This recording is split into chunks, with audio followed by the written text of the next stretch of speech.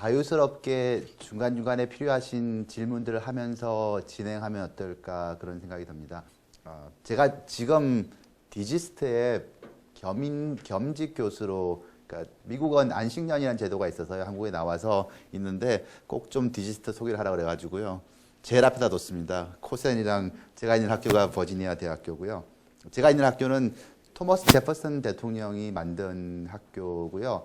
제퍼슨이 그 대통령으로 남기보다는 대학교를 세운 사람으로 남기를 원한다고 할 정도로 애착을 갖고 만든 학교입니다. 원래 이렇게 발표할 때 통계를 많이 보여주는데요. 제가 유학생이 얼마나 많은지 한번 통계를 봤습니다. 그 해외에서 공부하고 있는, 그러니까 학위를 하기 위해서 나가고 있는 사람 숫자가 대충 얼마나 될 것 같으세요? 1년에? 5만 명? 50만 명? 10만 명 정도요. 제가 살고 있는 도시 인구가 한 11만 명 되거든요. 2006년도에 한 11만 명 이상이 해외에 석사, 박사 학위를 하러 나가셨어요. 5년 만에 한 40% 이상이 증가를 하고 있는 거로 보여지고요. 계속 증가가 되고 있다는 건 어떤 면에서는 좋은 것 같습니다. 그 해외에서 선진 과학 기술을 배워와서 한국에서 계속 잘 활용할 수 있다면 좋은 건데요. 일단 증가하고 있으니까 이게 문제는 이제 잡 마켓이 돌아왔을 때 문제가 되는 것도 있습니다만 일단은 고무적인 일인 것 같고요. 그 석박사 과정의 통계를 나라별로 보려고 했더니요. 그 통계가 석박사 과정은 없고요. 그 한국 학생으로, 그러니까 학부 정도나 학부랑 비슷한 레벨로 유학 간 학생들이 1년에 한 외국에 남아있는 숫자가 지금 28만 9천 명 정도 있다고 하네요. 이게 이제 나라별로 보면 미국이 한 25% 있다고 합니다. 그러니까 미국이 아직까지는 상당히 많은 부분을 차지하고 있고, 또 영향을 많이 미치고 있는 것 같고요. 이게 재밌는 게 대부분의 그 학교 교수님들 상당수가 미국에서 유학을 하고 와서 한국에서 강의를 하시니까 또 어떤 그 직책도 교수님들 미국 유학파가 있으니까 우리나라 문화 자체도 미국 쪽으로 바뀌어 나가는 것 같아요. 그래서 그 인맥을 무시할 수 없으니까 유학도 미국이 그렇게 나쁜 초이스는 아닐 것 같고요. 그리고 미국에 얼마나 많은 그 외국 학생들이 있는지를 통계를 많이 보셔서 알 텐데요. 그 세비스라는 게 미국 그 9/11 사태 때문에 걔들이 그 비자를 받고 들어왔었는데 추적이 안 됐었거든요. 유학 비자 받고 들어온 애들도 있었고, 그 테러리스트들이요. 그래서 모든 유학 비자 받은 사람들을 시스템으로 관리하게끔 만든 게 세비스예요. 그 세비스 데이터를 보면 현재 한 78만 4천 명 정도의 그 외국 유학생들이 공부를 하고 있다고 나오는데요. 그 중에서 중국이겠죠. 중국이 제일 많습니다. 그 다음에 우리나라예요. 우리나라가 2등으로 유학생이 많고요. 3등은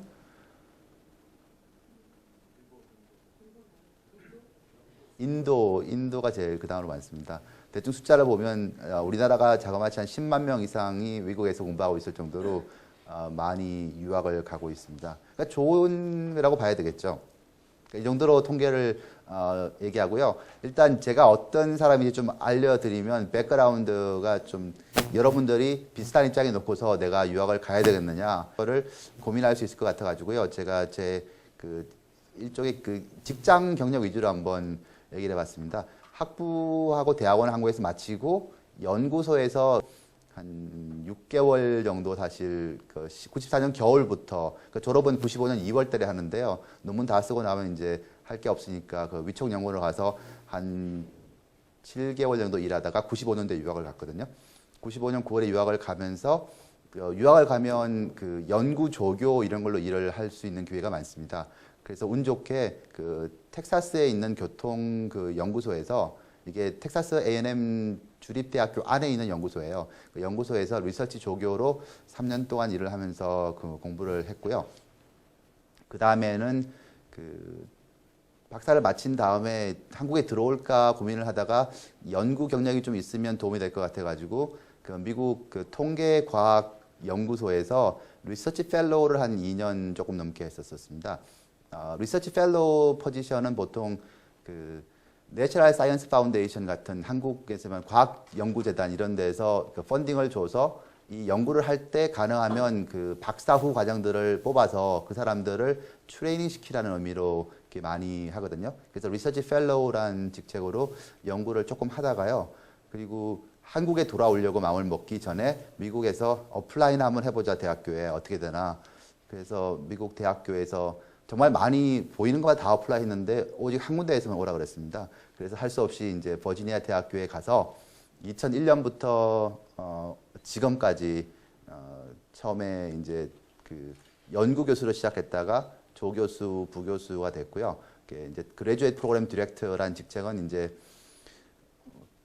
시켜서 할 수 없이 하게 된 직책입니다만 그 대학원을 어떤 식으로 학생들을 뽑고 어떤 식으로 대학 커리큘럼을 만들고 대학원을 일종의 그냥 그 관리하는 그 체어, 디파트먼트 체어 어시스턴트쯤이라고 보시면 될 것 같습니다.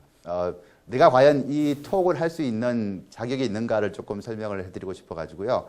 그 한국 한양대학교에서 학부랑 석사를 해서 이제 한국 대학원에 대한 걸 조금 알고 있고요. 그리고 그 텍사스 A&M 대학교에서 대학원 학생으로 좀 3년 정도 같이 박사과정을 했거든요. 그러면서 어떤 식으로 박사과정이 일어나는지를 좀 그 경험이 있고요. 그리고 유니버시티 오브 버지니아에서 한 10년 정도 패컬티 멤버로 그 학교 돌아가는 일들도 볼 수 있고, 그리고 대학원 학생들 뽑고 관리하는 문제들도 담당하고 있으니까 제가 아는 노하우를 가르쳐 드리면 사실 이런 것들은 그 책에도 잘 안 나오는 내용들이니까요. 제 경험을 바탕으로 말씀을 드려서 여러분들이 어플라이하고 만약에 미국 유학을 가셨을 때 어떻게 하는 게 좋은가를 그냥 선배라고 생각하시면 그런 입장에서 좀 편안하게 얘기를 하려고 그렇게 이 슬라이드들을 준비했습니다. 진행하는 중에 그 질문이 있으면 언제라도 세 가지를 얘기하려고 그러는데요. 대학원을 가야 되나 말아야 되나가 고민일 수도 있을 것 같아가지고요. 그리고 두 번째는 어떻게 어플라이하면 내 어플리케이션이 제대로 그 리뷰가 돼서 어드미션을 받을 수 있을 것인가. 그러니까 그런 어플리케이션을 심의하는 입장에서 봤을 때 이런 것들을 우리가 많이 관심을 가지고 보니까 준비하실 때도 그런 것들을 잘하면 좋지 않을까라고 해서 해봤고요. 그 다음에는 이제 박사과정을 어떻게 하면 제대로 잘 맞춰서 잡 오퍼를 많이 받고 원하는 직장에 갈 수 있는가, 뭐가 중요한 요인들인가에 대해서 좀 제 나름대로 그 슬라이드를 만들어 봤습니다. 세 가지 이외에 관심이 있으시면 중간에 질문하셔도 제가 아는 범위 내에서 답변을 드릴게요. 그 대학원을 가느냐 마느냐, 요즘은 대학원 가는 걸 어떤 식으로 결정하나요? 제일 큰 이유가 뭔가요? 대학원 가는 게? 소문으로 들었습니다만 직장이 안 되면 대학원을 간다고 들었는데 아닌가요? 사실이 아닌 모양이네요. 어떤 게 제일 큰 요인이에요? 대학원을 가기로 결정하시는 게? 네. 저도 석사까지 지금 하고 연구원을 했는데 우선 석사를 하게 된 가장 큰 이유는 이제 박사에 대한 교수부를 확보해 놓는다는 의미도 좀 있는 것 같고, 우선은 석사만을 바라보고 대학원에 진학하는 것 같지는 않습니다. 이렇게 어떤 취업 때문이라든지 그거보다는 박사로 가기 위한 과정 때문에 이제 우선 대학원 진학하게 되고, 그 뒤에 이제 마치고 나서는 좀 다양하게 진로들이 적성에 맞으면 좀 더 남고 아니면은 더 기업 쪽으로 나가고 이런 식으로 다양하게 나가서 대학원이랑 진로하면 좀 더 그 자기의 미래에 대한 직업에 대한 선택폭을 넓히기 위해서 가는 게 아닌가 이렇게 생각하고 있습니다. 훌륭하시네요. 다른 뭐 생각이 있으시거나 다들 저 의견에 동의하시면 그냥 넘어가고요. 어떤 면에서는 고민이 될 수 있는 문제라고 생각을 합니다. 제 경우에는 여기 말씀하신 것처럼 석사를 갈 때 박사를 하기로 마음을 먹고 석사를 가기로 했었거든요. 제가 93년도에 졸업을 했는데 학부를요. 그때만 해도 박사가 없으면 연구원에서 인정을 별로 안 해주는, 지금도 그럴지 모르겠습니다만 이상하게 박사도 없는 사람이라고 별로 이렇게 책임 연구원도 잘 안 시켜주고 이랬던 분위기를 좀 미리 봐와가지고요.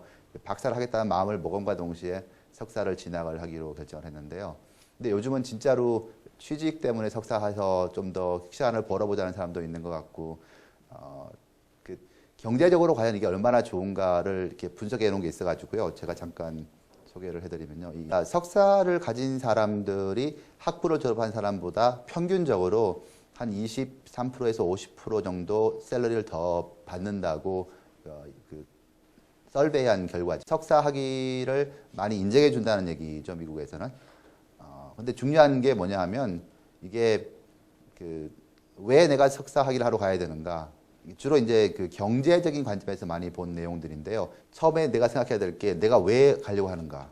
그러니까 박사를 가기 위한 교두보고 내가 석사 학위를 가서 연구라는 걸 한번 해보고 싶은데 이 연구가 나한테 맞는 것인가 아닌가를 할 수 있는 거는 저 같은 경우에는 그런 그 의미가 좀 부여가 될 것 같아요. 그 연구를 제가 학생을 지도해 보면서 누구든지 연구를 잘 이끌어주면 할 줄 알았는데요. 불안하게도 연구가 안 되는 학생들이 있어요. 그러면 그게 사실은 학생들한테도 손해고 교수한테도 손해인 것 같아요. 그러니까 연구를 할 능력도 안 되고 재미도 못 느끼는데 학위만 보기 위해서 석사를 한다 그러면 서로 힘들어지는. 석사는 그래도 괜찮은 것 같아요. 박사까지 하게 되면 힘들어지는 게 많으니까 여러분들이 아직 그 석사 학위나 그 박사에 대해서 고민하고 계신다 그러면 왜 가야 되는지를 연구가 일종의 하나의 그 큰 중요한 요인이었으면 좋겠다는 게 제 의견이고요. 경제적으로 그 공대는 그래도 그 연구 조교로 펀딩을 좀 많이 받을 수 있습니다만 그 MBA 같은 경우에는 연간 뭐 한 10만 불씩 들어야 될 정도로 많은 돈이 필요한데 어떤 식으로 그 돈을 충당할 것인가 또 고민을 해야 되고요. 그리고 히든 코스트라는 게 그 이코노믹스 같은 거 배우게 되면 오퍼튜니티 코스트 이런 게 많이 나오지 않습니까? 실제로 이런 그 대학원을 감으로 해가지고 여기 보시면 알겠지만 그 리타이먼트 같은 것들을 그 연금 같은 거 부어주는 것도 내가 그냥 학부를 마치고 잡을 잡았으면 직장을 갖고 있는 동안에 국민연금을 계속 부어주지 않습니까, 직장에서. 그런 돈도 사실은 못 벌게 되는 그런 그 히든 코스트가 있다는 것도 그렇게 많이 고민을 하게끔 만들고요. 마찬가지로 과연 내가 석사를 하면 더 많이 벌 수 있는가? 어떤 경우에는 석사를 하면 취업의 문이 좁아질 수도 있는. 그러니까 미국은 오버 퀄리파이드 됐다는 얘기를 많이 하거든요. 우리가 잡 포스팅을 냈는데 한국은 죄송한 말이지만 3D 직종에도 굉장히 대학교 학력 대학원 학생들이 어플라이 해갖고 지원해가지고 잡을 얻는데도 별로 문제가 없지만 미국 같은 경우에는 오버 퀄리파이 된 사람은 일부러 안 뽑으려고 그럽니다.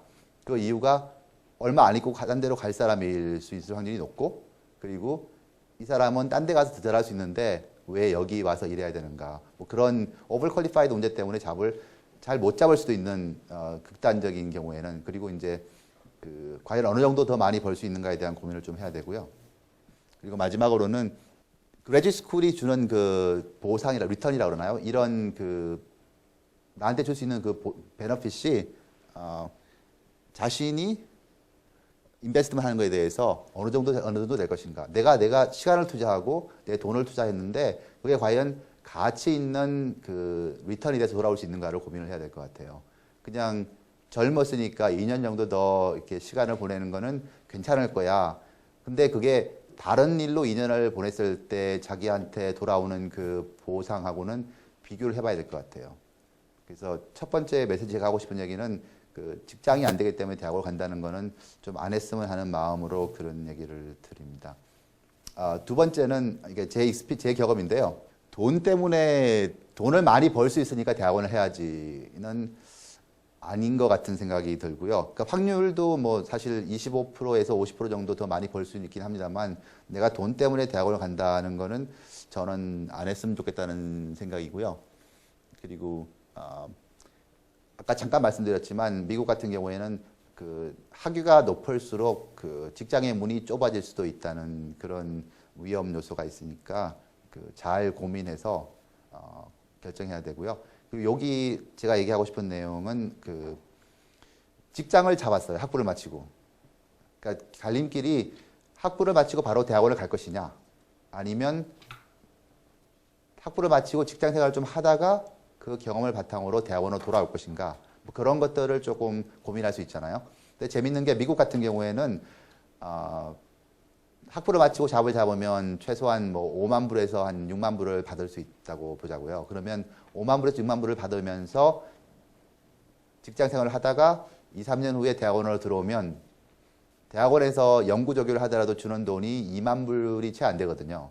그러면 이게 그 생활의 퀄리티가 완전히 바닥으로 떨어지니까 그 어떤 경우에는 바로 대학원을 지나가시는 게 그 좌합 생활을 하시면서 돈을 많이 만져보다가 돌아오는 것보다는 더 쉬울 것 같아. 그런 얘기를 하고 싶었고요. 그 다음에는 연구라는 게 재미가 있어야지 그 지적 호기심이 있고 이게 왜 이럴까? 이거 어떻게 이렇게 됐을까를 고민하는 사람들이 최소한 그 공학 분야에서는요. 사이언스도 비슷하겠지만 그 사이언스하고 엔지니어링 분야에서는 연구에 대한 지적 호기심이 많은 사람들이 대학원을 가야지 더 성공하기 쉽지 않을까 그런 제 의견을 말씀드립니다.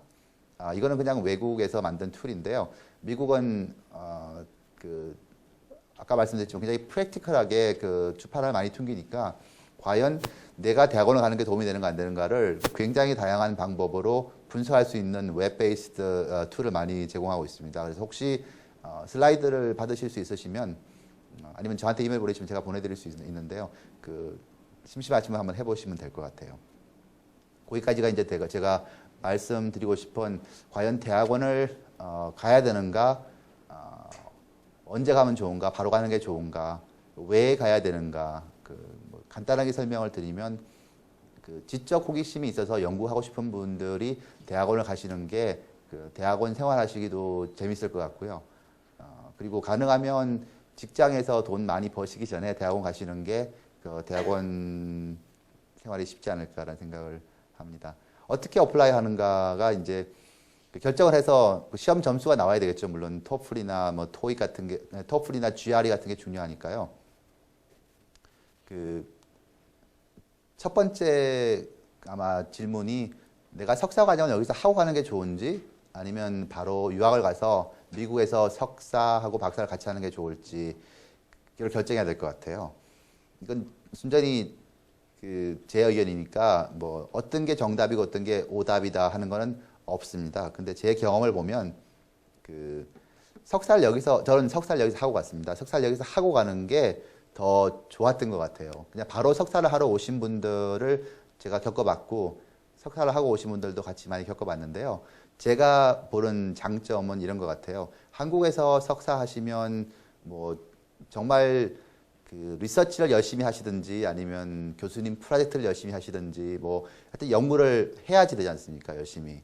그래서 그 연구를 열심히 하면서 랩에서 선후배들한테 배웠던, 특히 선배들한테 배웠던 그 테크니컬한 기술들이 미국에서는 그렇게까지 열심히 가르치는 사람이 제 경우에는 잘 없었거든요. 그래서 한국에서 랩 생활하면서 그 배웠던 노하우들, 그리고 한국에서는 또 열심히 연구하다 보면 밤도 새서 일해야 되고 또 시간도 많이 뺏기긴 합니다. 근데 그렇게 하드 트레이닝을 받고 나서 그러니까 왜 저희 굉장히 힘든 일을 겪고 나면 그 다음번에 조금 덜 힘든 일이 닥치면 걱정 없이 잘할 수 있잖아요.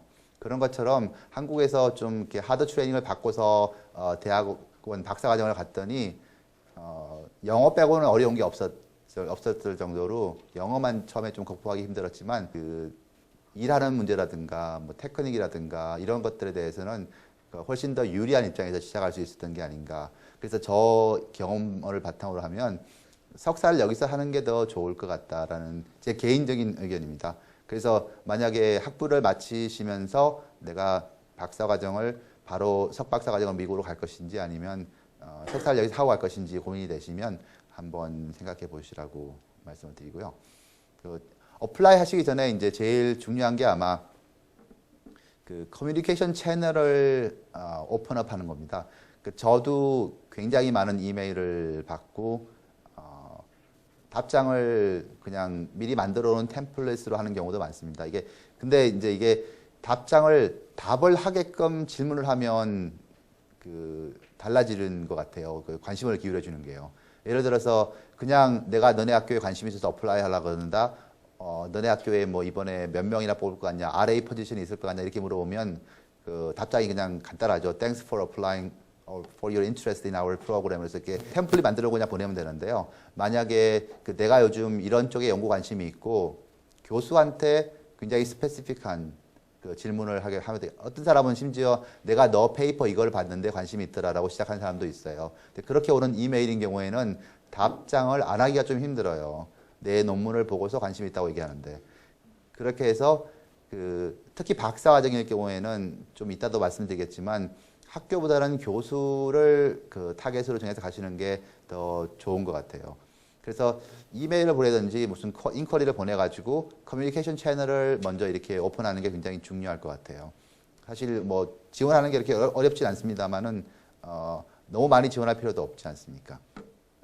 그 다음에 이제 팔로우업 하는 게 중요한데요.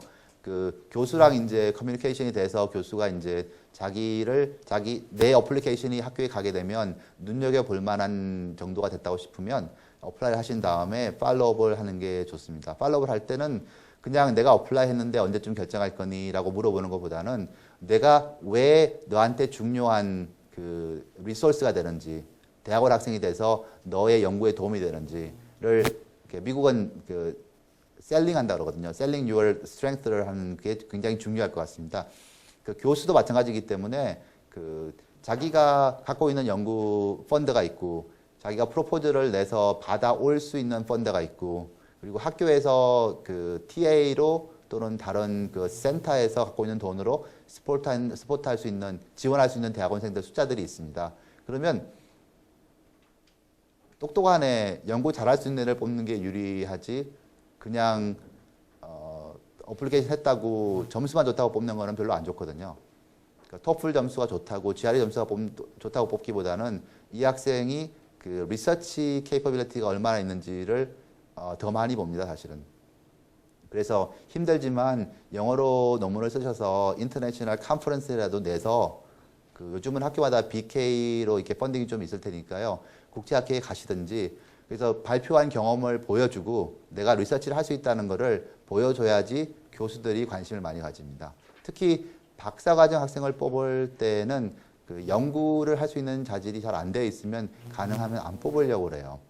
물론 교수들이 데리고 와서 일을 열심히 시키고 할 수도 있겠습니다만 가능하면 논문을 발표했다든지 저널 페이퍼가 있다든지 해서 연구에 테크니컬한 케이퍼빌리티가 있다는 걸 보여주는 학생들을 뽑으려고 그러기 때문에 이런 것들을 집중적으로 많이 교수들한테 어필하는 게 좋을 것 같아요. 그러니까 예를 들어서 내가 연구하고 싶은 분야가 A인데 A라는 분야를 한 교수를 찾아가지고 그 교수한테 이런 연구를 하려고 그러고 조그만한 국제 컨퍼런스에서 논문 발표도 했었고 네가 하고 있는 프로젝트가 어떤 건지 이거랑 비슷한 게 있으면 같이 하고 싶다라고 얘기를 하게 되면 교수가 그냥 상투적인 이메일로 답변하는 게 아니라 직접 관심을 가지고 보게 되고요. 그런 학생들의 어플리케이션을 체크해가지고 과연 얘가 나한테 오면 내 연구비를 그냥 충원되는 사람이 아니라 잘 연구를 해가지고 논문을 같이 낼 수 있고 같이 프로포즈를 내서 펀드를 더 따올 수 있고 그런 것들을 보기 때문에 팔로우업을 통해서 내가 어떤 사람이다라는 걸 보여주는 게 사실은 굉장히 중요할 것 같습니다. 어떤 식으로 학교를 선택하는지도 굉장히 중요한 문제죠. 그래서 학생들이 석사를 하는 경우에는 아마 학교 퀄리티가 좋은 게 중요할 것 같아요. 프로그램이 좀 제너럴하게 그냥 공부를 한다고 보면 되니까요. 그래서 학교 네임밸류가 얼마나 좋은지 그러니까 학교가 좋아도 과의 프로그램이 별로 안 좋을 수도 있으니까요. 그 프로그램이 얼마나 좋은지 그리고 살기도 좋아야 되니까요. 너무 추운 데 같은 데 살고 너무 더운 데도 힘드니까 그런 것도 고려를 해야 되고요. 사실은 뭐 경제적으로 자기가 돈을 내서 석사를 한다 그러면 리빙 코스트라든가 뭐 등록금이 튜이션이 얼마나 되는지도 중요할 수 있겠죠. 석사는 이제 그런 것들 많이 보시면 될 것 같고요. 박사는 제가 생각하기에 제일 중요한 팩트가 지도 교수가 될 수 있는 사람이 어떤 사람인가를 보는 게 제일 중요할 것 같아요.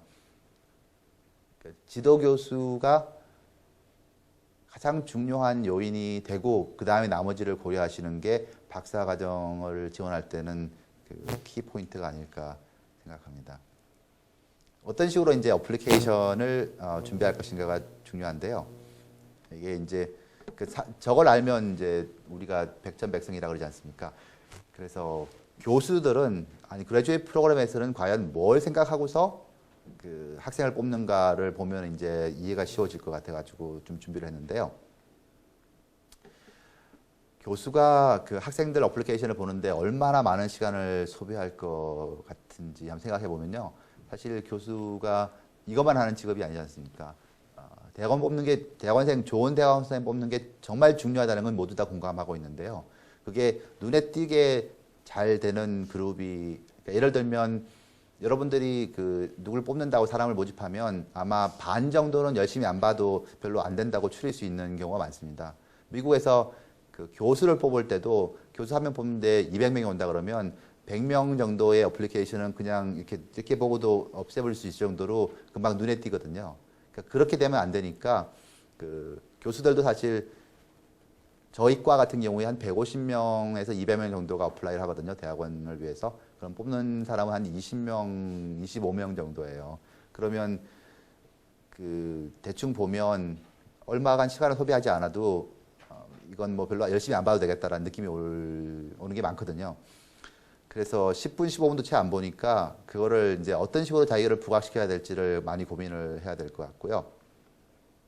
그 학부 같은 경우에는 사실 더 어렵습니다. 그 학부는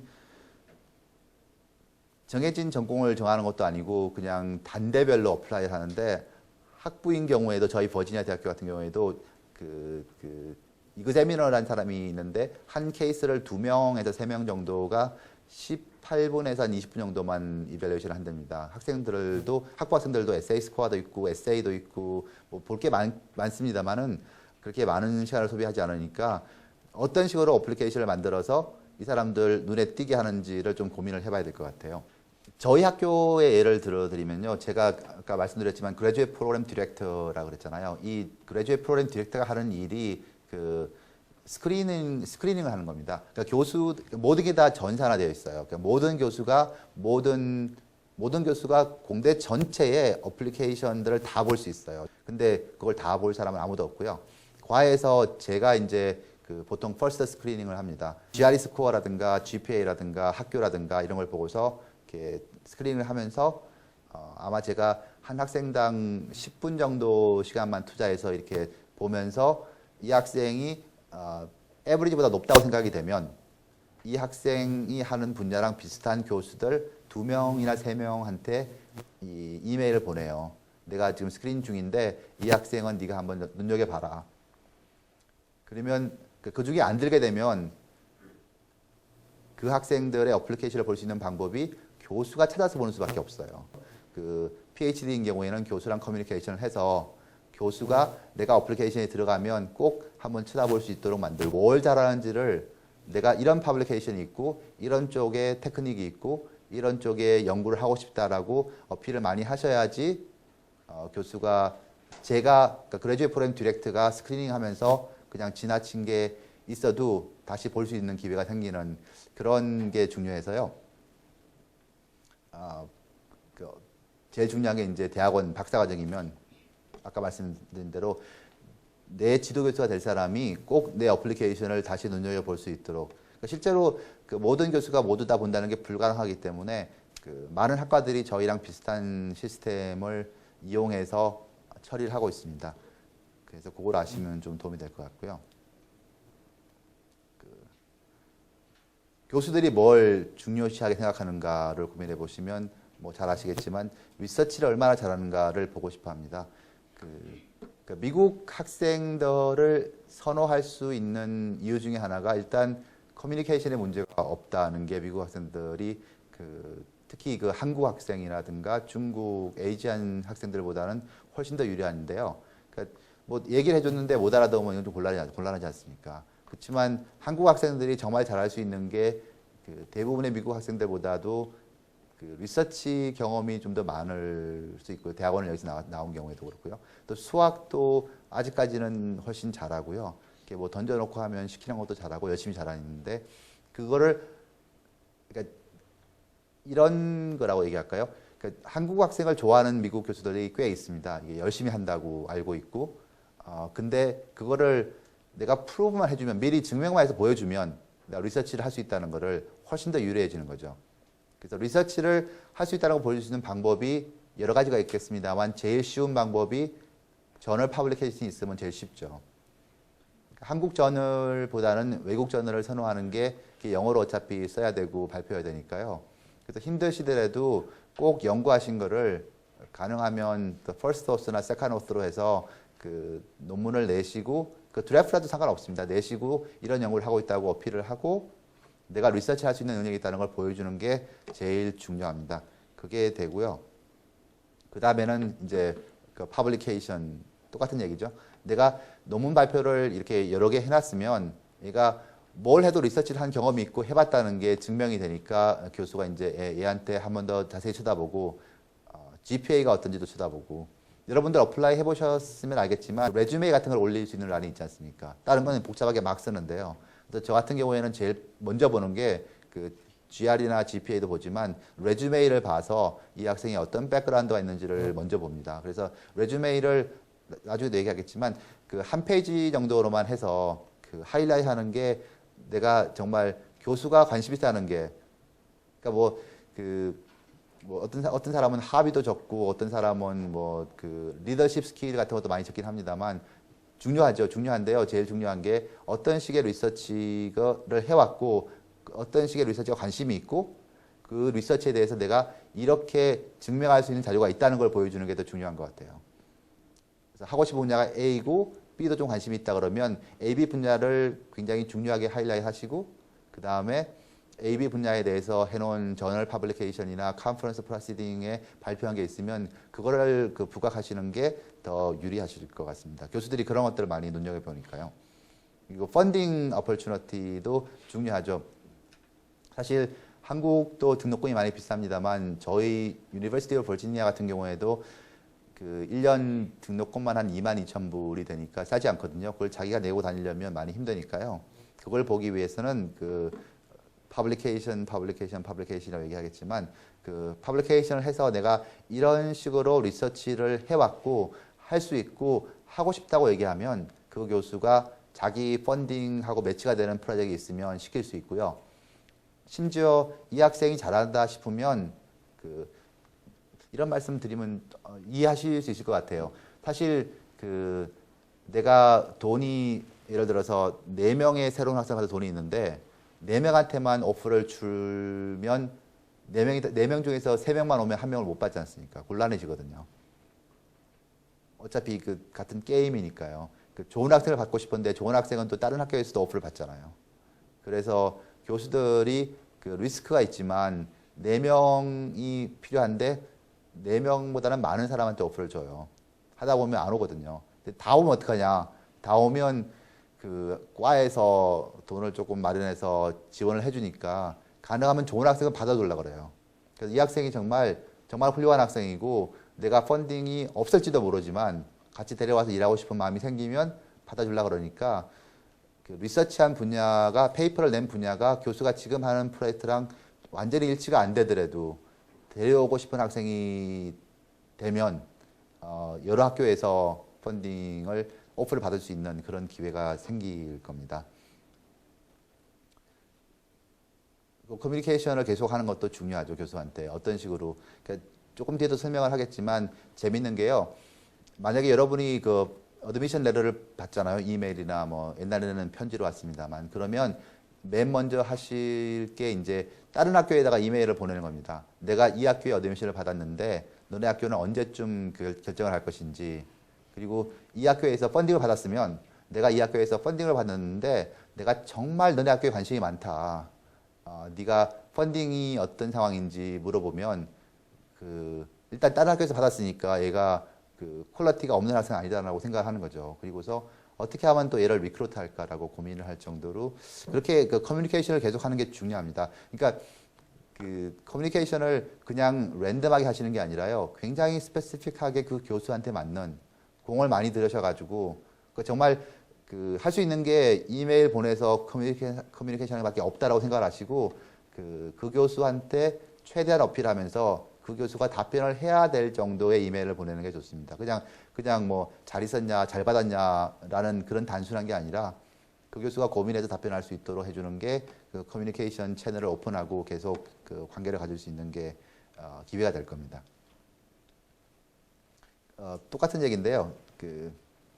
내 스트렝스가 뭔가 그러니까 레주메를 작성하실 때 내 토플 점수가 저희 학교가 IBT 기준으로 90점이랍니다. 근데 그게 낮지 않은 점수라 그러더라고요.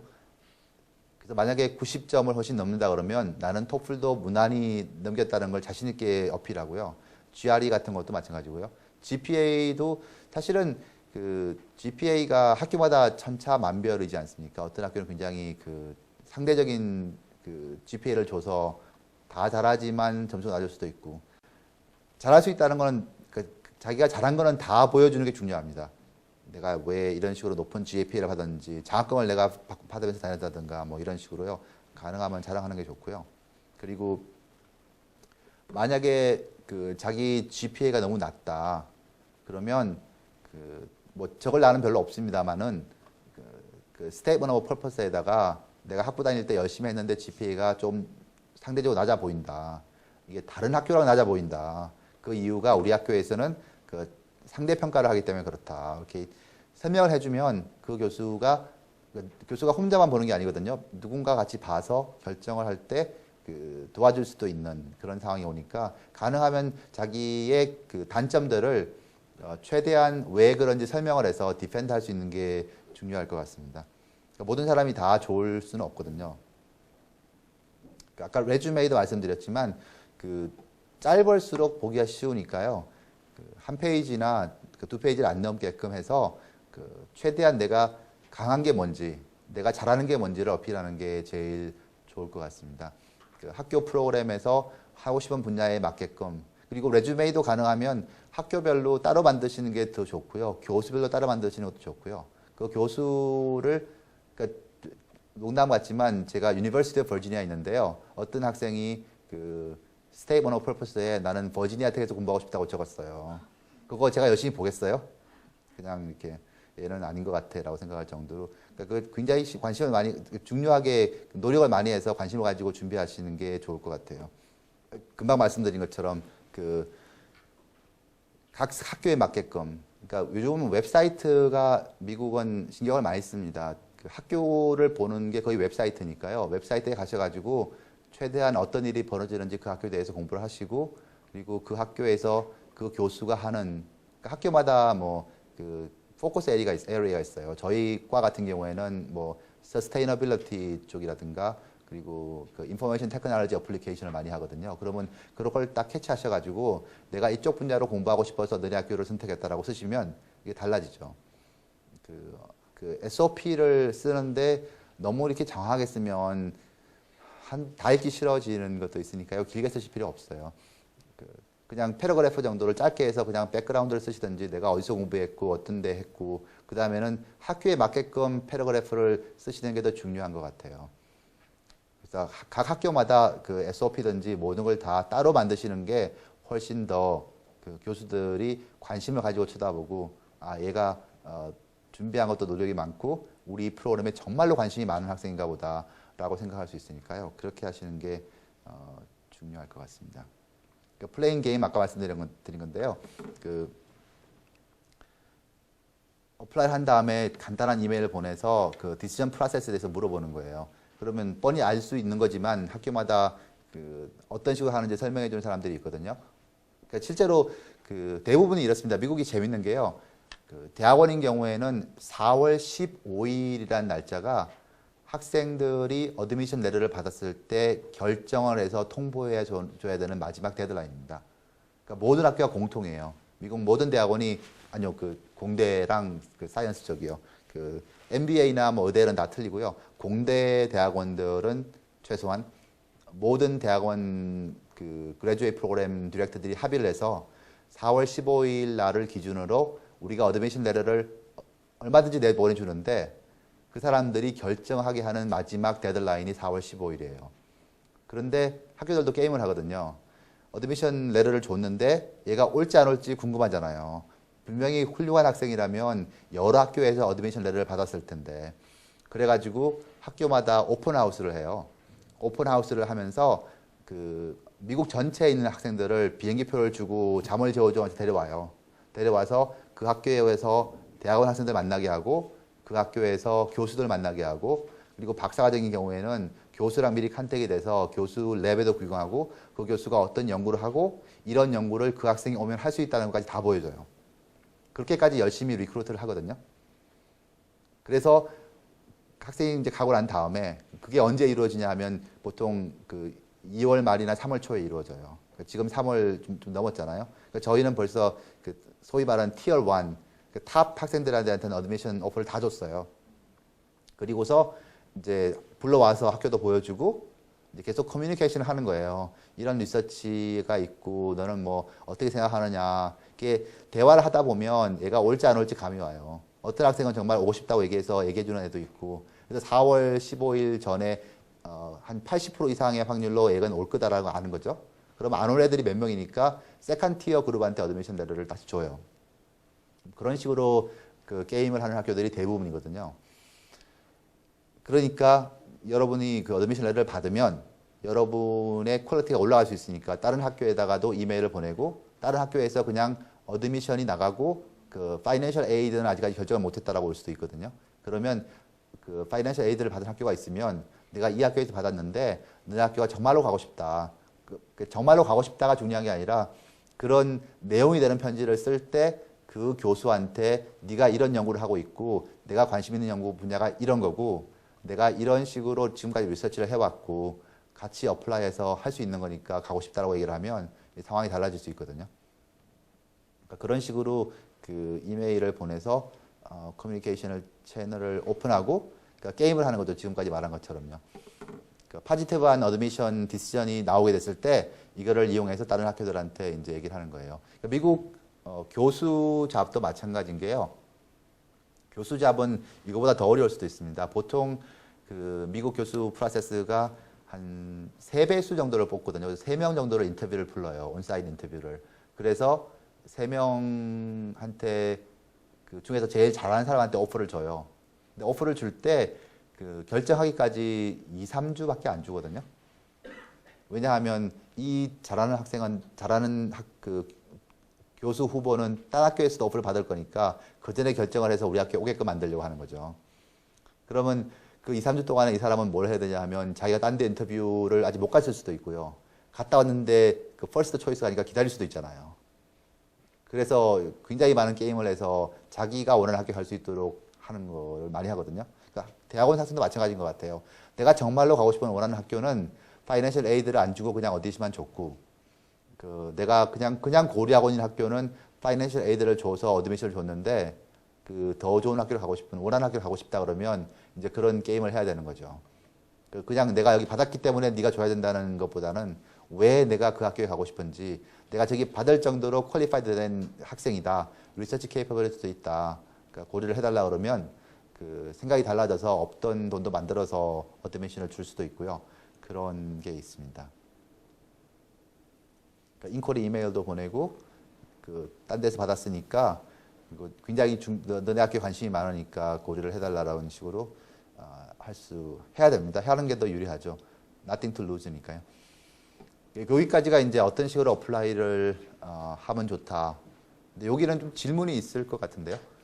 제가 여쭤보고 싶은 거는 그 만약에 그렇게 되면은 그러니까 두고 어드미션 이제 컨택 같은 메일을 보낼 때 이쪽에도 제일 가고 싶다라고 말하고 이쪽에도 제일 가고 싶다 이런 식으로 보통 컨택을 하지 않습니까? 맨 처음에. 예. 근데 나중에 그게 겹치게 된다든지 그런 상황에서 어떻게 오히려 이런 식으로 잘못 PR을 하면은 좀 더 그쪽에서 기분 나빠할 수도 있는 건가요? 교수님? 그럴 가능성도 있죠. 근데 두 학교가 똑같이 정말로 관심 있지는 않을 거 아니에요. 더 가고 싶은 학교가 예를 들어서 있고, 근데 좀 비등비등하게 이렇게 있는데 이쪽이 조금 더 마음이 끌리는 상황에서 이제 근데 더 먼저 아닌 쪽에서 이제 받은 경우에 한해서 예. 이제 그럼 아직 기다리는 상황이라면은 이제 그 교수님한테 방금 교수님께서 PR을 하라고 하셨지 않습니까? 예. 어떤 그런 부합적으로 근데 그 부분이 잘못되면 나중에 좀 더 안 좋거나 그러진 않나요? 학생이 그런 걸 교수가 정말 나쁜 사람이라고 생각하진 않을 것 같고요. 제 생각에는 그렇게까지 두 곳에 똑같이 정말 좋다라고 얘기할 상황은 별로 없을 것 같고요. 그러니까 순차적으로 하시면 될 것 같아요. 이 학교에 어드미션을 받았는데 정말 가고 싶은 학교에다 먼저 컨택을 해요. 그래서 어떤 상황인지 그럼 교수들 솔직하게 얘기해 주거든요. 그 학생이 퀄리파이다 됐고 내가 지금 그 펀딩 있는 거를 다 커미트먼트를 해서 학생을 한테 어드미션을 줬다. 그래서 새로운 오프닝이 생기면 받아주겠다든지 내가 지금 프로포즈를 내놓은 결과를 기다리고 있는데 그 결과가 되면 통보를 해주겠다든지 또는 그 안타깝게도 더 이상 펀딩이 없어서 안 되겠다든지 그 굉장히 시간을 오래 끌지 않을 거예요. 그래서 정말 가고 싶은데 먼저 이메일을 보내서 답장이 안 오면요 또 한 번 더 보내세요. 내가 지금 다른 학교도 고려하고 있는데 너네가 안 되면 어쩔 수 없이 절로 가야 될지도 모르니까 네가 알고 있는 대로 알려달라 그러면 대부분 다 답장을 해주실 거예요. 그래서 두 군데 다 같이 얘기하면 안 좋은 게요. 교수들이 그 박사과정 분야는 굉장히 좁아요. 그래서 대부분 다 서로 알아요. 가는 학교가 똑같고요. 가서 만나서 맨날 얘기하고 그러다 보면 학생 얘기도 많이 하거든요. 그러니까 저도 큰 그 펀딩이 되면 포스닥을 뽑아야 되잖아요. 그럼 누구한테 물어보겠어요. 너네 박사과정 중에서 괜찮은 애 있으면 얘기해달라. 그럼 학생들 얘기도 많이 하게 되거든요. 그 아까 커뮤니케이션 채널 같은 걸 좀 만들었다 하셨는데요. 그 과정이 지금 잘 이해가 안 되거든요. 먼저 어플라이를 먼저 한 다음에 그 학교의 교수 같은 분을 뭐 찾아가지고 따로 또 이메일을 보내드리는 건가요? 아니면 뭐 그 전에 어플라이 전화? 그 전에 하시는 게 더 좋을 것 같습니다. 박사과정에 어플라이 하실 거면요. 제 개인적인 경험을 말씀드리면요. 저도 어떻게 시작했는지 기억이 안 나는데요. 그 유니버시티 오브 텍사스 오스틴에 굉장히 유명한 교수가 있었어요. 그리고 그 교수한테 이제 이메일을 보냈었던 것 같아요. 이런 쪽에 관심이 많다. 근데 그때는 제가 어떤 식으로 했냐면요. 한국에서 이 논문을 구할 수가 없다. 자기 논문을 편지로 그 메일로 보내줬어요. 그런 식으로 이렇게 채널을 오픈해 놓으면 이 분야의 연구에 관심이 있다는 걸 보여주고 제가 하던 분야의 논문이 그때는 국내 논문밖에 안 나왔지만 국내 논문이지만 영문 앱스트랙트가 있으니까 내가 이런 연구를 한다라고 보여주고 그런 식으로 커뮤니케이션 시작했고요. 저 같은 경우에는 그렇게 해서 그 학교에 어플라이 한 다음에 내가 이제 어플라이를 했으니까 이런 거를 네가 하는 이런 걸 하고 싶다라고 얘기를 하면 그 제 어플리케이션에 대해서 좀 더 세밀하게 볼 수 있겠죠. 그러니까 그 말씀드린 그 목적은 처음에 그 채널 오픈하는 게 어플라이 하시기 전에 그 채널 오픈하신 다음에 어플라이 하고 나서 더 팔로우 하시는 게 더 좋을 것 같다고 말씀을 드렸습니다. 박사과정인 경우에요. 석사과정은 굉장히 세분화하기 힘들지 않습니까? 확실히 정할 수가 없잖아요. 그렇죠. 제한되어 있고. 근데 그런데도 학부 때 연구 과정을 정할 수는 있긴 한데 그거를 어필을 하되 어플라이 할 때 내가 이쪽 연구를 해왔는데 다른 쪽으로 갈 가능성도 충분히 있다고 얘기를 하면 오히려 그게 나쁜 쪽으로 작용하나요? 아니면 입시 학생은 조금 마인드가 달리구나 이런 식으로. 저 개인적인 견해를 말씀드리면요. 박사과정 학생인데 모든 걸 다 하겠다 그러면 저는 싫어요. 그러니까 박사과정 학생인데 그 SOP를 보게 되면 저희 교수가 5명이면 5분야를 다 써놨어요. 그건 아닌 것 같아요. 근데 학부를 하시고서 석사를 시작하실 때는 5개 다 관심이 있을 수도 있지만 실제로는 5개 다 관심이 있지 않을 거 아니에요. 좀 자기가 정말 하고 싶은 분야를 2개 정도 선택하시는 게 그 저희가 어떤 경우가 있냐면요. 석사과정 학생인 경우에는 좋다 싶으면 이렇게 풀을 모아놓고요. 교수들끼리 앉아가지고 이 학생을 누가 받을래라고 얘기를 해요.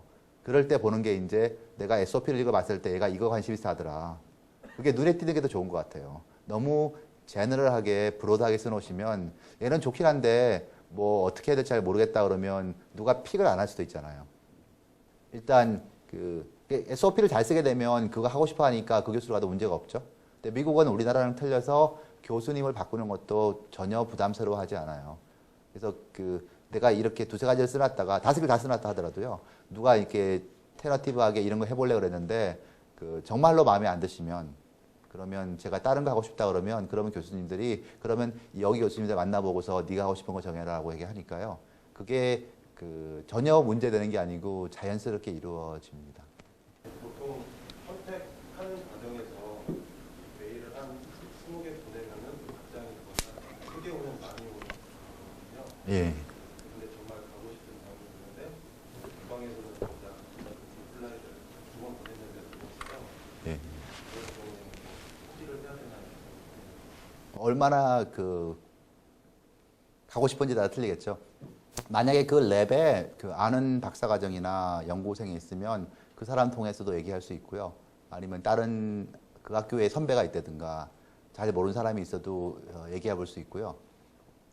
답변이 안 왔다는 것은 그 이메일 자체가 어느 정도 제너럴해서 그럴 수도 있는 것 같아요. 거의 모든 교수들이 그 어드미션 시즌이 되면 하루에 몇 개씩 받는데 그걸 다 답장 안 해주시는 분들이 많거든요. 그러니까 저 같은 경우에는 가능하면 해주려고 그럽니다만 저도 인간이니까 답장 안 하고 지나가는 경우가 있습니다. 그래서 가능하면 그 교수가 그 헤딩을 보고 첫 번째 대충 이렇게 스kim through 한다 그러잖아요. 보긴 보거든요. 이게 그 아이 캐치할 수 있을 정도로 그 스트롱한 메시지를 보내시면, 예를 들어서 네 논문을 읽어봤는데 이쪽에 내가 관심 있어서 이메일 보낸다 그러면 가능하면 읽어보려고 그러죠. 그리고 너무 길게 쓰지 마시고요. 이렇게 다시 한번 시도해 보시면, 그래도 안 되면 지난번에 보냈는데 혹시 못 받은 게 아닌가 또 보낸다. 이렇게. 그러시면 좀 더 확률이 높아질 겁니다. 그 박사과정을 어떻게 하면 성공할 수 있는가, 제 경험을 토대로 말씀을 드리겠습니다. 그 박사과정 얘기 들으셔서 많이 아시겠지만 첫 번째 가면 이제 퀄리파잉 exam을 봐야 됩니다. 학교마다 과마다 틀리겠지만 보통 1년 이내에 이 학생이 그 연구를 할 수 있는 그 능력을 보여줬는지 안 줬는지를 테스트하는 겁니다. 그래서 리턴 파트하고 오랄 파트가 있는데요. 리턴은 학교마다 틀리겠지만 그 저희 학교 같은 경우에는 리서치 할 수 있는 그 인디펜던트한 띵킹을 할 수 있는지를 물어봐요. 그러니까 기말고사 시험 문제가 아니라 정답이 없는 문제인데 얘가 나름대로 논리를 정하고 얼마나 잘 디펜스, 백업할 수 있는지를 물어보는 식으로 질문을 많이 던지거든요. 결국 박사과정으로 뽑아서 학교에서 박사를 줘서 내보냈을 때 제가 UVA 출신이야? 이런 말을 안 듣고 싶은 거죠. 그게 이제 저희 미니멈이거든요.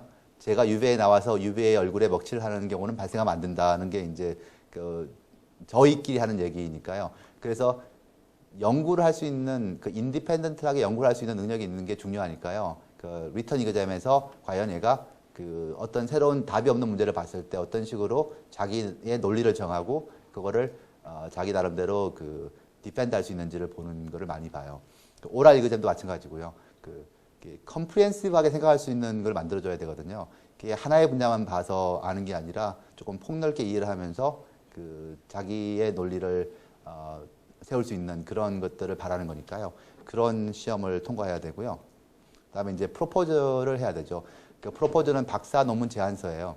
15페이지라 그러면 많다 싶지만 사실 15페이지에다가 연구 방법하고 결과를 쓸 수가 없으니까요. 어떤 식으로 그 지금까지 해왔던 문제들이 어떤 제한 사항이 있고 내 아이디어가 뭐기 때문에 그런 리미테이션을 극복해서 그 문제를 해결할 수 있는지를 보여주는, 그러니까 포텐셜을 보여주는 그런 쪽으로 프로포즈를 내야 되는데요. 결국은 이제 자기가 연구할 수 있는 능력을 보여줘야 되는 거니까 그걸 하셔야 되고, 파이널 디펜스는 한국은 뭐 3심, 5심 하는데 미국은 한 번밖에 안 하거든요. 그래서 마지막 파이널 디펜스 때 자기 연구가, 그러니까 파이널 디펜스는 어떤 사람들은 미국에서 볼 때 일단 교수가 다 읽어주고 커미티들이 대충 코멘트를 해서 오는데 교수님들하고 커미티 멤버를 가르쳐준다는 입장에서 들어가서 얘기하면 쉬운 것 같아요. 그러니까 내가 이제는 이 분야에 대해서는 누구보다도 잘 안다. 그래서 그 커미티 멤버들한테 내가 아는 거를 설득을 시켜서 그 사람들이 이해해서 나를 인정해 주기를 바라는 그런 레벨이 파이널 디펜스의 개념이라고 생각하시면 되겠습니다. 물론 잘 못해서 이제 더 많이 고쳐서 6개월씩, 1년씩 더 하시는 분들도 있긴 있습니다만, 그러니까 제대로 된 박사 논문을 쓴다 그러면 그렇게 하면 박사학위를 받을 수 있습니다. 근데 문제는 박사 받는 게 끝이 아니라는 게 문제죠. 박사 받고서 잡으려면 쉽지 않습니다. 사실 요즘 미국 같은 경우에 경기가 안 좋아서요. 그리고 한국도 그 제가 일하는 교통 분야도 연구원, 그 박사 연구원을 뽑는데 2명을 뽑는데 50명 박사가 지원했다고 할 정도로 요즘 많이 힘들고 그러니까요. 이게 문제는 끝이 아니니까. 그러면 왜 그 똑같은 박사들인데 자기가 잡을 수 있는가? 그거는 결국 이제 퍼블리케이션을 많이 갖고 있는 박사들을 선호하는 것 같아요. 이 친구가 연구도 많이 했고, 우리나라는 또 SCI 논문을 굉장히 많이 따지니까요. 그 퍼블리케이션을 많이 할 수 있는 방법을 위주로 좀 설명을 해드리겠습니다. 그러니까 대학원에서 성공하려면 네 가지인가 그런데요. 첫 번째가 타임 매니지먼트입니다. 이건 뭐 인생에서 다 중요한 문제 같아요. 누구나 똑같이 24시간이 주어졌는데 어떻게 시간을 잘 활용하는가가 제일 중요한 것 같아요. 요거를 조금 말씀드리고요. 그다음에 그 퍼블리케이션은 뭐 손해볼 게 없습니다. 가능하면 많이 하는 게 좋고요. 그 최대한 자기가 열심히 노력해서 연구를 하는 게 좋죠. 여기저기 다 끼어서 그냥 이름만 넣는 게 아니라 실제로 그 연구 디스커션을 해서 같이 기여를 해서 논문을 많이 내는 게 더 중요한 것 같고요. 그다음에 잉글리시가 상당히 중요합니다. 미국에서 잡을 때도 그렇고 한국에 와서도 교수를 하시면 요즘은 다 영어 수업을 하셔야 될 정도로 잉글리시를 잘하는 게 중요하니까 절대로 포기하지 마시길 바라고요. 그 마지막인가요? 그 학회들을 많이 다니는 게 좋은 것 같아요. 미국에서 잡으시든지 한국에 와서도 그 어차피 그 분야는 자기가 박사를 받을 정도 되면 그 분야는 좀 많이 좁아집니다. 그래서 뭐 아마 20명 이상 그 되는 그룹들 20명 정도 이내에서 분야를 논의할 수 있지, 자기 박사 논문을. 그거 벗어나면 자기 박사 분야를 그 깊이 있게 논의하기가 힘들 정도로 그룹이 작아지니까요. 그래서 컨퍼런스를 그 다니다 보면 똑같은 사람이 계속 오고 똑같이 데이터라든가 뭐 이렇게 아이디어를 쉐어할 수 있고 네트워킹을 만들 수 있게 되는 거니까, 그래서 그렇게 해야지 또 잡이 생기거든요. 포스닥을 하든지 심지어 그 패컬티 잡을 잡든지 하더라도 그 사람을 많이 만나는 게 중요합니다. 이 The Last Lecture라고 혹시 보신 분 있는지 모르겠습니다만 보셨어요? 한 3, 4년 전에 굉장히 그 뉴욕 타임즈에도 나오고 센세이션한 광고, 그 미디어를 많이 탔는데요. 랜디 파우치라는 교수인데요. 이 사람이 그 저희 버지니아 대학교 교수였어요. 버지니아 대학교 교수로 있다가 디즈니에 가서 리서치를 많이 하고 막 이렇게 잘 나가다가 카네기 멜론으로 옮겨갔고, 카네기 멜론을 옮겼는데 이제 암 판정을 받아가지고, 그때부터 이 사람이 뭘 했냐면, 그러니까 카네기 멜론에서 유명한 게 유명한 교수들한테 이게 너의 마지막 강의라면 뭘 강의하고 싶냐를 해서 유명한 교수를 모셔갖고 강의를 시켰는데, 이제 타임 매니지먼트예요. 그래서 이거를 뭐 많이 설명드릴 수도 있지만 그 한국어로도 번역판이 나온 걸로 알고 있으니까요. 요거 이제 누가 어떻게 시간을 잘 활용하는가가 성공의 열쇠인 것 같아요. 그다음에 퍼블리케이션은 그 지도 교수를 정할 때 테뉴어를 받은 사람한테 갈 거냐, 테뉴어 트랙에 있는 사람을 갈 건가가 상당히 중요하죠. 그 저도 테뉴어 트랙을 지나서 테뉴어를 받긴 했습니다만 테뉴어를 받기 전과 후는 많이 틀리다고 생각하시면 될 것 같아요. 테뉴어를 안 받는다는 얘기는 그 미국은 테뉴어 트랙 교수를 뽑아가지고 6년 동안에 이 사람이 어떻게 하는지를 보고서 테뉴어를 안 주면 무조건 나가야 돼요. 한국은 거의 없지만 미국은 가끔씩 나가는 사람들이 많거든요. 그래서 정말로 열심히 해야 되는 상황이 테뉴어 트랙이고, 그래서 어떤 게 좋은가, 장단점이 있겠죠, 물론. 그 테뉴어 트랙 교수로 가게 되면 어떻게 하든지 간에 학생들하고 일한 거를 논문으로 내려고 그래요. 그 테뉴어를 받는 기준 중에 하나가 학생들을 잘 이끄는 것도 중요하거든요. 심지어 박사과정이 몇 명 배출되었고 이 학생들이 교수로 왔는지 놀고 있는지도 관심 있게 보는 게 테뉴어 이밸류에이션이거든요. 그래서 가능하면 학생들을 퍼스트 오서로 해가지고 논문을 써주고, 심지어는 퍼블리케이션을 많이 하려고 그러는데, 이게 테뉴어 트랙 교수다 보니까 아직까지 그 학계에서 기반이 안 잡혀 있고 여러 가지 트라이얼 에러를 많이 하는 과정이잖아요. 그래서 내는 논문이 항상 잘 퍼블리케이션 된다는 보장은 없어요. 그러니까 많이 트라이는 하는 거죠. 그래서 물론 한국에 돌아오실 마음이 있거나 미국에 있을 뭐 상관없이 학생의 입장에서도 퍼블리케이션이 많을수록 유리한 것 같아요. 잡을 때. 테뉴어 받은 교수는 조금 덜 적극적이겠죠. 이 논문은 그래 뭐 잘 하긴 했는데 그냥 컨퍼런스나 내지. 컨퍼런스를 가는 이유는 이제 네트워킹 때문에 가는 거니까요.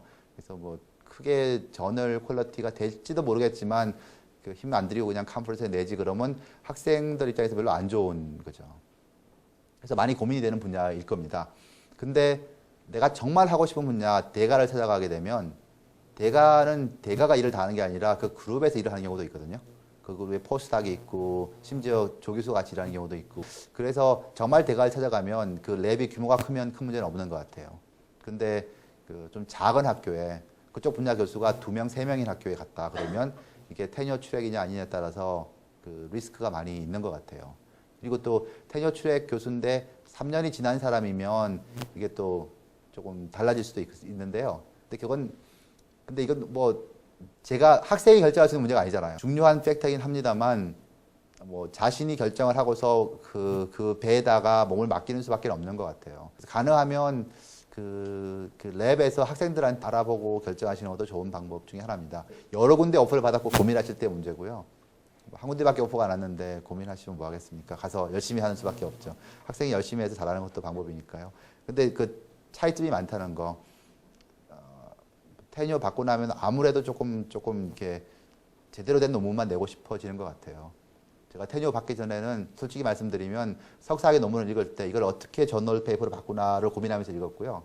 지금 석사학위 논문을 읽으면서 별로 안 좋으면 그래 뭐 석사학위는 줘서 보내는데 박사로는 안 뽑아야지라고 생각하면서 읽고요. 그리고 뭐 그냥 컨퍼런스에 내면 되지라고 고민하는 좀 달라지는 것 같아요. 솔직히 말씀드리면. 그러니까 예전만큼 저널 페이퍼를 많이 내야 되겠다는 부담은 조금 없어지는 것 같아요. 그리고 그 교수하고 유학하고 오신 분이 얼마나 계신지 잘 모르겠습니다만 교수하고 일주일에 만나서 얘기하는 시간이 뭐 1시간이 채 안 돼요. 일주일에.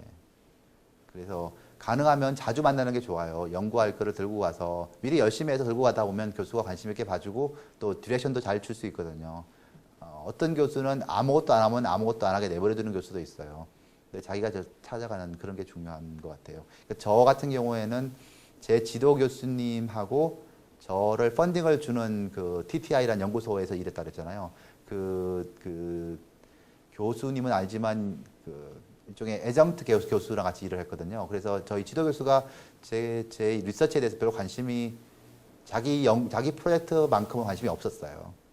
그래서 저는 한 2주일에 한 번쯤 만난 것 같아요. 일주일이 지나고 나면 이제 만나야 될 텐데, 그래서 열심히 연구하고, 그래서 만나고 오면, 야, 이제 뭐, 디스커션 열심히 했으니까 좀 쉬어야지. 그러고 또 일주일 가고, 자주 만나는 게 좋은 것 같더라고요. 대신에 이제 아무것도 없이 가서 저 밥 먹여주세요 그러면 싫어해요.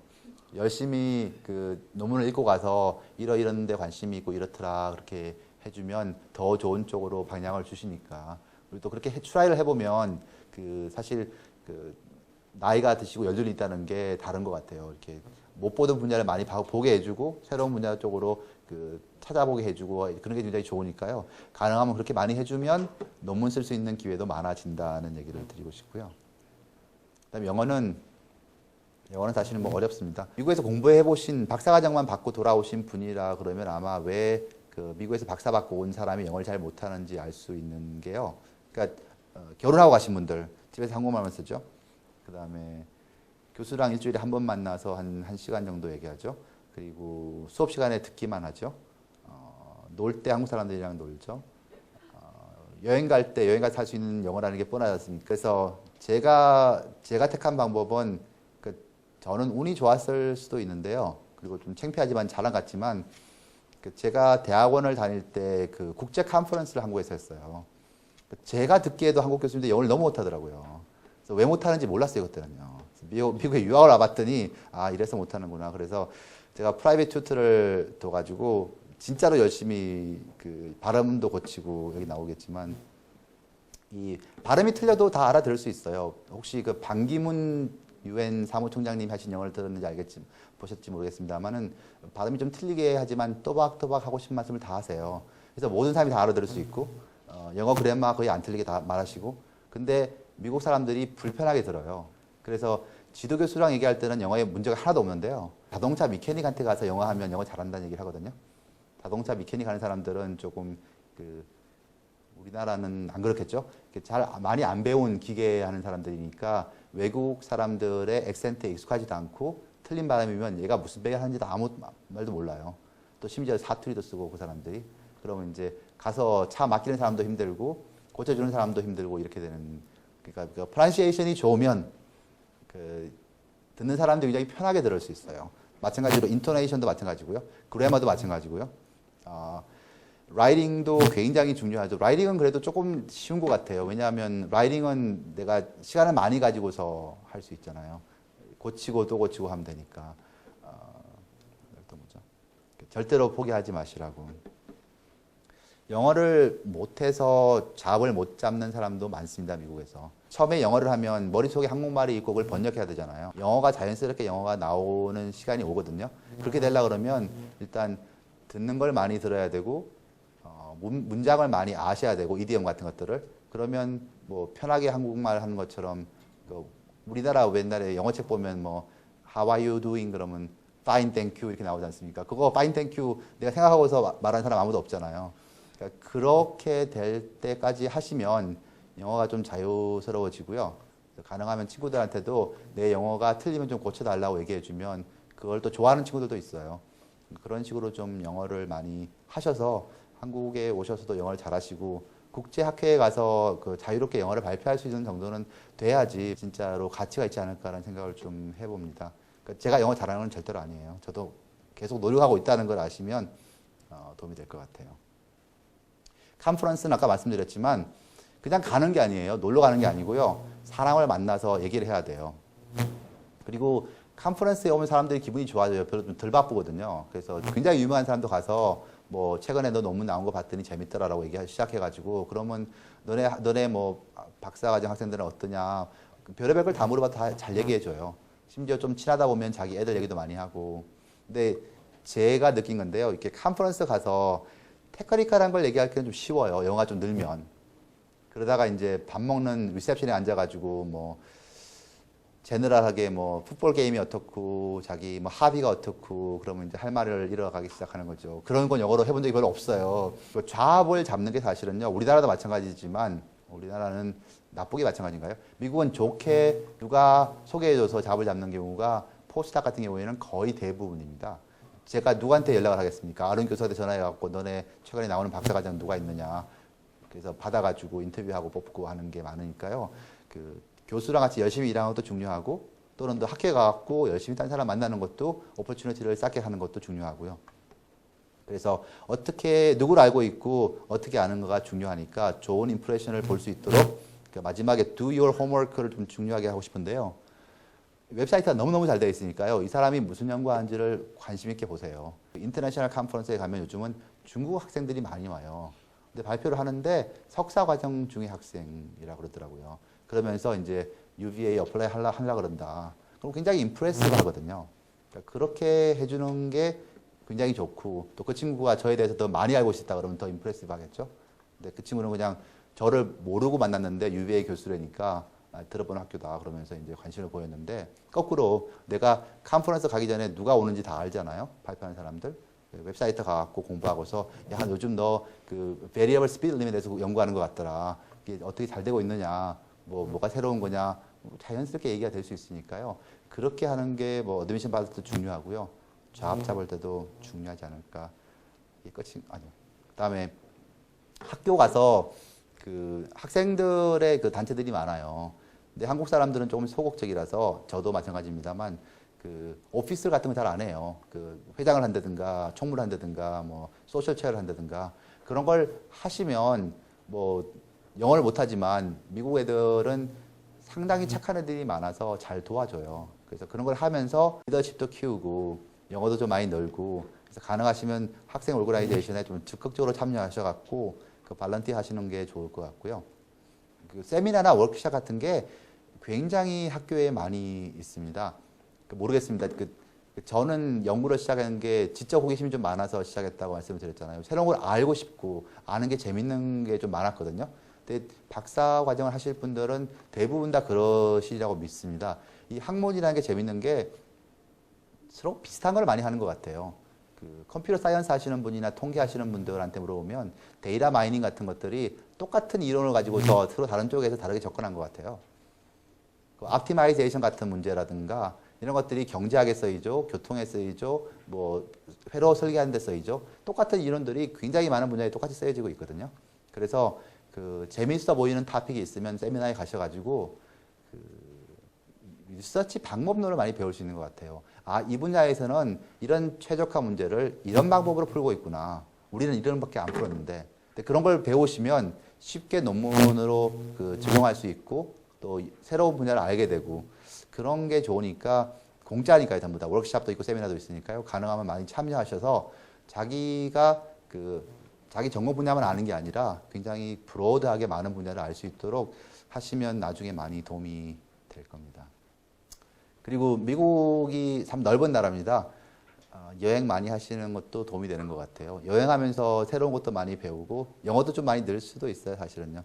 재밌는 것도 많이 하게 되고 저는 혼자 싱글로 유학을 가서 여행을 좀 많이 다닐 수 있는 기회가 있었던 것 같아요. 가족 없이. 그리고 뭐 미국 저희 과 미국 학생 룸메이트를 같이 해서 영어도 좀 많이 쓸 수 있는 기회가 있었고요. 여행도 좀 상당히 제 나름대로 많이 다녔고요. 그러고서 이제 한국에 돌아와도 미국을 또 가도 재밌고 그러니까요. 같은데 또 가도 재밌는 게 미국인 것 같아요. 다 비슷하지만 그게 끝인 것 같아요. 예.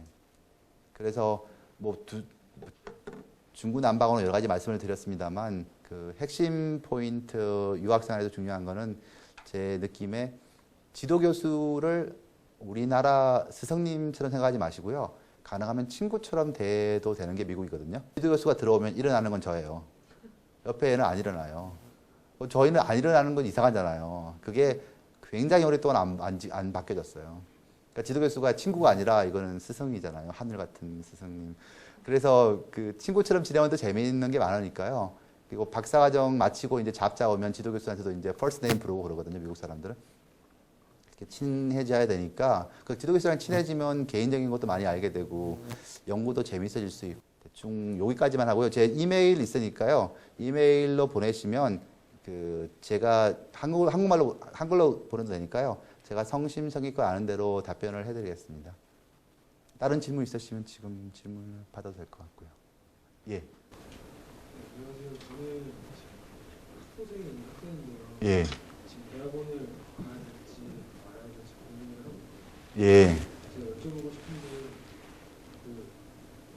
이렇게 석사를 진학하실 때 원래부터 관심 있던 분야가 있으셨는지 아니면 단순히 어떤 삶에 대한 그런 게 있으셔서 대학원에 진학하셨는지.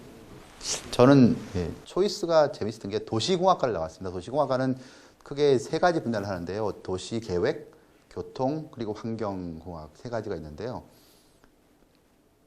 도시계획이랑 환경이 재미가 없더라고요. 그래서 교통을 해야지 그랬고요. 교통을 하면서 저희 학교에 교통하는 교수님은 한 분밖에 안 계셨었어요. 그래서 교통계획이라는 학문을 했거든요. 석사를 할 때요.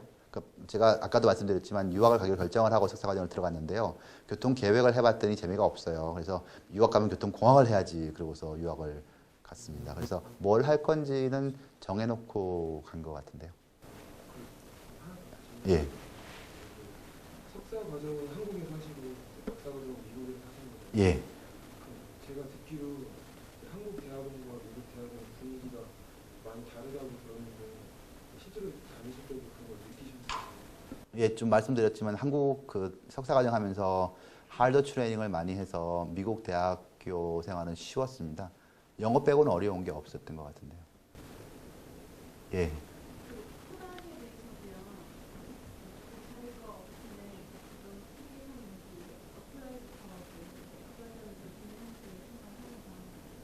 포스닥이요? 포스닥은 박사과정보다 더 철저하게 이 학생이 이 연구를 해서 프로덕티브가 있을 수 있는가를 보는 것 같아요. 그래서 메디칼 같은 경우에는 어떤 랩에서 어떤 연구를 했는지도 알아보고 뽑는데요. 근데 저희 같은 경우에는 센터가 생기면 센터는 좀 돈이 좀 풍족한데요. 박사과정 학생은 트레이닝 시키기가 힘들고 오래 걸리니까 가능하면 포닥을 써서 리서치를 해서 퍼블리케이션 하려고 그러니까요. 정말 사람이 없으면, 제가 굉장히 스페시픽한 리서치를 하고 있다고 그랬잖아요. 그러면 그게 꼭 맞는 학생을 못 구할 때가 많거든요. 그러면 이제 교수가 얘기를 해서 얘가 제너럴하게 잘하더라, 열심히 하더라. 분야가 조금만 비슷하면 뽑고 그렇게 하는 것 같아요. 제가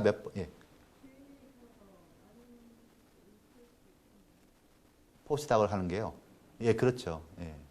그러니까 펀딩만 있으면 포스닥은 좌합하고 틀려가지고요. 미국은 이퀄 어퍼튜니티 뭐 이런 어퍼티브 액션이 많아가지고 아무나 못 뽑거든요, 교수는요. 내셔널 서치를 해야 되고요.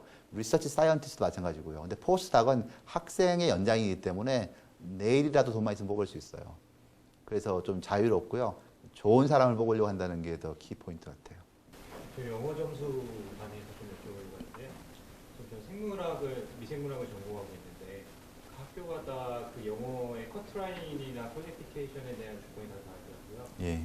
뭐 어떤 데는 GRE가 필요 없는 곳도 필요하고 있고 어떤 데는 뭐 토플의 각 파트별에 대한 그 커트라인이 있는 데도 있는데 제가 여러 교수님한테 듣기로는 이제 만약에 이제 교수와 학생 간에 이제 컨택이 됐을 때 이 학생이 굉장히 메리트가 있고 관심이 있는데 영어에 대한 퀄리피케이션이 안 될 경우에는 그 학교 해당 학교 내에 있는 어떤 그 잉글리시 코스를 매스터했을 경우에는 뭐 학교에 뭐 면제가 되는지 이런 경우가 있다고 말씀드렸거든요. 그리고 이제 좀 프랙티컬한 걸 여쭤보면 네. 이제 박사로 가게 되면은 이제 자기가 펀딩을 받더라도 이제 쉽게 말하면 이제 목돈을 바로 주는 게 아니기 때문에 어느 정도의 생활비는 먼저 가지고 있어야 된다는 얘기죠. 예, 예.